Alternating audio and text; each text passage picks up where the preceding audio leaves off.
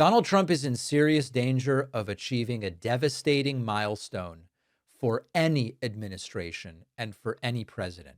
We have a new poll from a firm known to be slightly right-leaning, which has Donald Trump's overall approval at 30%, a flaccid, pathetic, shriveled, shrunken number. This is from American Research Group. They have a new poll out. Trump's approval at 30%, disapproval at 66%. This 30% number is stunningly low. And I also want to mention one other thing about the data. This poll, you can see, has Trump's first term approval and disapproval and second term. So the dark blue line is first term, the light blue line is the second term, the current term. And you'll notice that Donald Trump's approval today is 10 points lower than at the exact same time in his first term. Now, even by the low standards that Trump set during his first term, he is drastically outdoing himself from the standpoint of negative right now. Now, let's look at another aspect of the poll, which is maybe even more interesting. It's not getting headlines, but it's maybe more interesting. The economy is supposedly the issue where Republicans are just so good. If you want a good economy, you go with Republicans. The facts be damned. And what I mean by that is job growth is usually greater under Democratic presidents. Stock market performance is usually stronger under Democratic presidents. Unemployment is typically lower. Inflation is typically lower. GDP is typically higher. But don't let the facts get in the way of a good story. Republicans are supposedly so good for the economy. And not only that, Trump ran on, I will fix the economy. Biden will make it bad. Kamala will make it bad. Gas too expensive, I'll bring it down. Groceries high, I'll bring them down. All that crap, right? Right now, 26% of Americans approve of the job Trump is doing on the economy. 70% disapprove.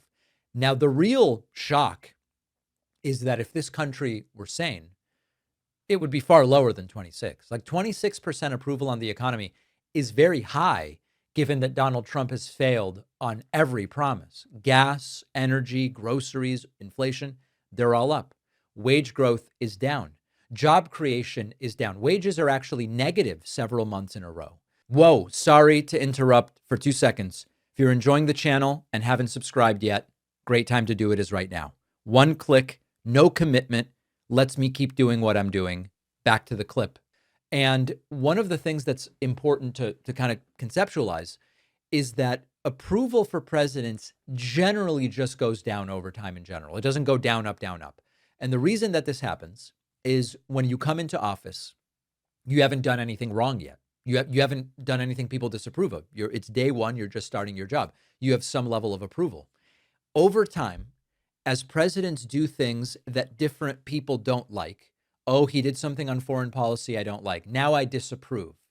He did something on the economy, the tariffs I don't like. Now I disapprove. Usually people don't shift back into I approve. It's when you lose them, you lose them. And so the fact that Trump is already all the way down to 30, it is likely that if Trump makes it to the end of his term, we will see lower approval rating than any president has ever had before. Now, the relevance to the midterms is that voters do tend to blame the president and the president's party when they're in power for prices, for wages, for the financial stress that they may be experiencing. A lot of factors are outside of presidential control, but many are within presidential control. And the ones that are, Trump is screwing up. If people don't feel better off, approval usually falls, and midterms are a referendum on the sitting president. If Trump is on the ballot, it's a direct referendum. Midterms are an indirect referendum. If you're unhappy with Trump, you can't vote against him directly. So what people tend to do is vote against Republicans in the House and Senate instead. The real danger for Republicans is they get tied to Trump's approval numbers. If voters believe Trump's failing on the economy, on inflation, foreign policy, whatever issue, core issues, it is much tougher for Republican candidates to run as if they're independent of Trump. And so you've got this low presidential approval. People won't be enthusiastic. Opposition can be more enthusiastic to get out and vote or donate, volunteer, make phone bank, whatever.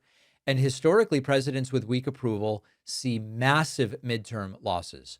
In general, the president's party loses somewhat in the midterms, but when their approval is this low, it can be really, really bad. And that's the nightmare scenario, really, for Republicans, which is, okay, Trump's unpopular, but if swing voters decide we need a check on Trump, we can't leave the Republican Party in charge of the House and the Senate, that can push people to vote Democratic or even just to stay home and go, I'm not going to go out and vote for Republicans. And so when people say, well, Trump's approval, he's not on the ballot, he can't run again.